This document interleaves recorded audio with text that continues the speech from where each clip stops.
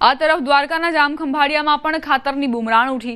વહેલી સવારથી ખેડૂતોએ ખાતર ડેપો બહાર લાઈન લગાવી હતી, જ્યારે ખાતરની ગાડી આવતા ખેડૂતોએ ખાતર લેવા માટે પડાપડી કરી હતી, કેમ કે હાલ ખેડૂતોને જીરું, ઘઉં, ચણા સહિતના પાક માટે ખાતરની જરૂર છે, પરંતુ જોઈએ એટલું ખાતર નથી મળતું, જેથી ખેડૂતો ખાતર માટે રઝળપાટ કરી રહ્યા છે।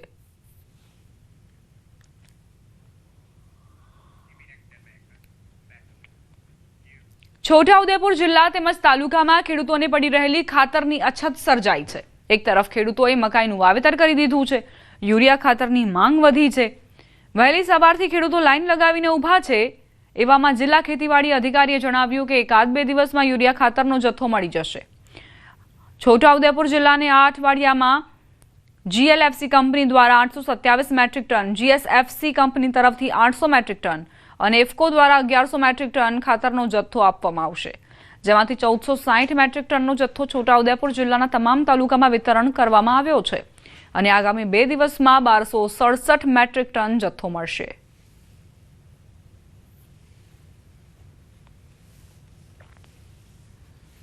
ટોટલ 2727 મેટ્રિક ટનનો જથ્થો છોટાઉદેપુર જિલ્લાને ફાળવી આપવામાં આવેલો છે, જેમાંથી હાલ 1460 મેટ્રિક ટનનો જથ્થો જે છે એ છોટાઉદેપુર જિલ્લાના તમામ તાલુકામાં સપ્રમાણ વિતરણ કરવામાં આવેલો છે અને હજી આગામી 2-3 દિવસમાં 1267 મેટ્રિક ટનનો જથ્થો એ છોટાઉદેપુર જિલ્લાની અંદર સપ્લાય થનારો છે। દ્વારકા જેવી જ સ્થિતિ છે ગીર સોમનાથની। કોડીનાર, પ્રાચી, ટીંબડી સહિત જિલ્લાભરમાં ખાતર નથી મળી રહ્યું।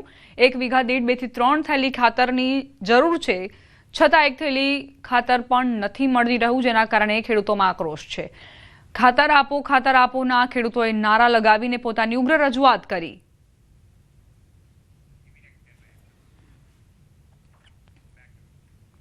ખંભાળિયાથી સમાચાર। ખંભાળિયા ખાતે ટેકાના ભાવે મગફળી ખરીદી કેન્દ્ર બંધ કરવાની ફરજ પડી। વેરહાઉસમાં મગફળી ઉતારવા માટે જગ્યા ન હોવાના કારણે નવી આવક બંધ કરાઈ છે। કેન્દ્રના સંચાલકનું કહેવું છે કે વાંકાનેર ખાતે આવેલ વેરહાઉસમાં મગફળી ઉતારવાની જગ્યા નથી।